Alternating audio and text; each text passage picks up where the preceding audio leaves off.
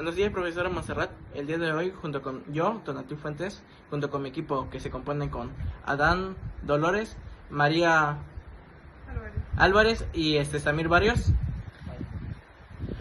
vamos a responder a las 4 preguntas que había solicitado en la primera parcial de la primera actividad. Bueno, pues a mí me tocó responder la pregunta sobre qué es el federalismo. El federalismo es una forma de organización del Estado en la que el poder no solamente se centra en una sola persona, sino que se divide entre distintos niveles de gobierno, como el federal y los estados. En el documento no viene como tal una definición de qué es el federalismo, pero pues básicamente es la división de los poderes.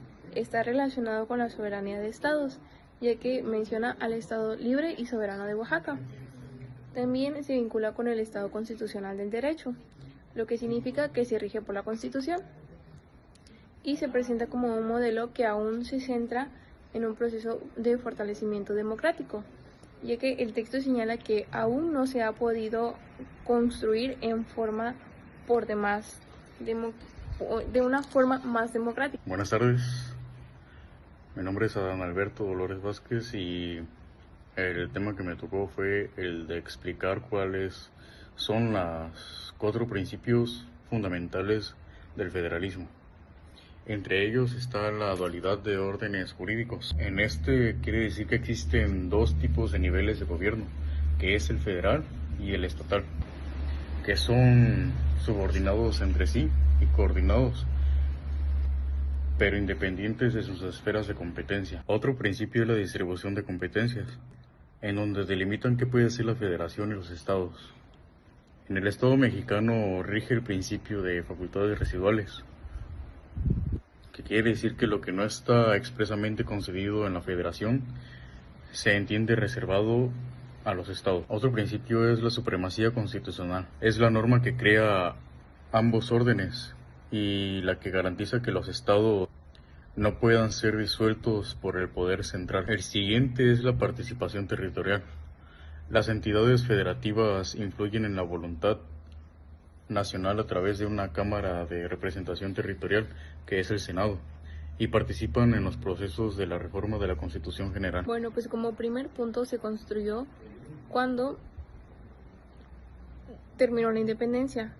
De ahí surgió de que no se debería de centrar todo el poder en una sola persona, sino que debería dividirse. Después, los primeros intentos de organización, que fue uno de los antecedentes más importantes, fue la Constitución de Apatzingán de 1814, donde ya se planteaban ideas sobre la organización política y la soberanía, aunque todavía no era federalismo como tal, sino de ahí se sentaron las bases para lo que ahora llamamos federalismo. Luego el nacimiento del federalismo, que fue en 1824. Se establece formalmente con la Constitución de 1824, que es la que actualmente tenemos, que aquí los estados ya son libres y soberanos, pero forman parte de una federación. La evolución y los ajustes, el federalismo fue cambiando y adaptándose hasta como actualmente lo conocemos. Se fue ajustando mediante reformas, se fortaleció con constituciones y, como menciona el documento, no ha sido un proceso completamente acabado, sino que sigue en construcción. Ahora se basa en la Constitución, reconoce la soberanía en los estados y busca un equilibrio entre el gobierno federal y las entidades, pero sigue evolucionando para ser más democrático y efectivo. El impacto que ha tenido el federalismo ha sido a nivel mundial. En muchos países, como en Estados Unidos, se sentaron las bases de este tipo de federalismo. Por ejemplo, en las 13 colonias se ubica el origen moderno del federalismo. Tras su independencia, las colonias buscaron un tipo de gobierno unitario en el artículo de la Confederación de 1781, pero fracasaron. Esta crisis llevó a la Convención de Filadelfia de 1787, donde 70 delegados redactaron la Constitución de Estados Unidos. La Constitución que redactaron es un notable testimonio de lucidez política, que ha servido de base e inspiración a otros sistemas federales. Incorporó derechos e innovaciones como la destitución o la abolición de títulos nobiliarios o la división de poderes, que fortalecieron la idea de que un gobierno compartido a niveles centrales y locales pudiera existir. ¿Cómo opera el federalismo en nuestra Constitución Federal? En nuestro sistema constitucional, el federalismo funciona mediante un reparto de competencias estrictamente definido en el artículo 124, el cual dicta que toda facultad que no esté expresamente concedida a la federación se entiende reservada a los estados. Esta operatividad se completa en el artículo 115, que establece un municipio libre como la base de la división territorial, creando un sistema de 3 niveles de gobierno.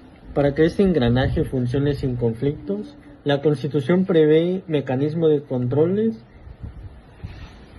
control como controversias constitucionales, donde la Suprema Corte de Justicia actúa como mediador. También, además, en el artículo 133, asegura la cohesión del sistema al establecer que la Constitución Federal es la norma suprema a la que deben ajustarse tanto las leyes de los estados como constituciones locales. La Constitución no es solo un documento guardado en las bibliotecas, es el marco que define quién decide, quién organiza el país, quién cobra los impuestos y quién tiene la última palabra sobre los municipios. La Constitución de 1917 organiza el país en 3 niveles: la federación, los estados y los municipios. El artículo 40 establece que México es una república laica y federal. El artículo 41 precisa que el pueblo ejerce su soberanía tanto por medio de los poderes de la Unión como por el poder de los estados. Fija la regla esencial de la distribución del poder, como dice textualmente la Constitución: las facultades que no están expresamente concedidas por esta Constitución a los funcionarios federales se entienden reservadas a los estados.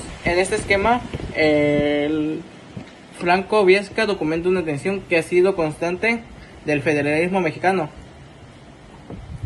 desde sus orígenes.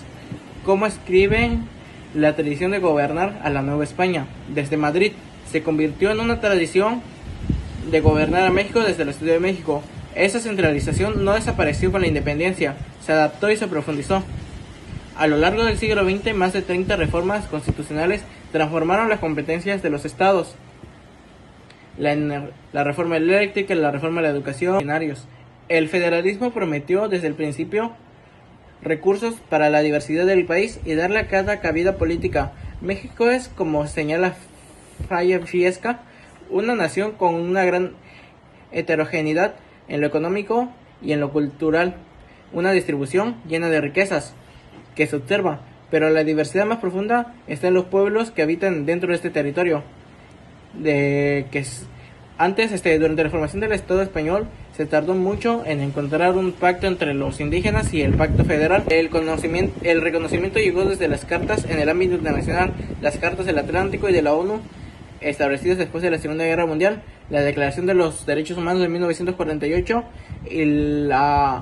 fue a partir de los años 70 con el impulso de las organizaciones indígenas y organismos no gubernamentales que se logró incluir en la agenda de la ONU a los pueblos originarios. 83, el relator Martínez Cobo presentó a los derechos indígenas y abrió el camino al convenio 169 de la OIT, y en el 2007 la Declaración de los Derechos de los Pueblos Indígenas. Sin embargo, hay algunas cuantas contradicciones en el procedimiento jurídico que exige a los pueblos, en las palabras del propio Solis Kurz, fundamentar y certificar antropológicamente sus tradiciones de formas de organizaciones y políticas, es decir, como señala, autenticizar lo suyo por el mismo auténtico, demostrar que una sustancia externa no es lo que siempre han sido. A esto se suma un elemento que no puede ignorarse: el crimen organizado, que ha reconfigurado las relaciones de poder entre los pueblos originarios y el Pacto Federal. La relación entre ambos es una integración multicultural necesaria para la democracia moderna. El federalismo tradicional, que solo reconocía la división entre federación y estado, ha evolucionado como un modelo que admite la libre determinación de los pueblos originarios como una capa adicional de autonomía. Esta relación, sin embargo, esta convivencia presenta retos. Como señala la doctrina oaxaqueña, la autonomía indígena requiere un derecho procesal constitucional fuerte que la protege de las estructuras políticas tradicionales. garantizando el pluralismo jurídico, sea una realidad viva dentro del Pacto Federal y no solo una declaración de buenas intenciones.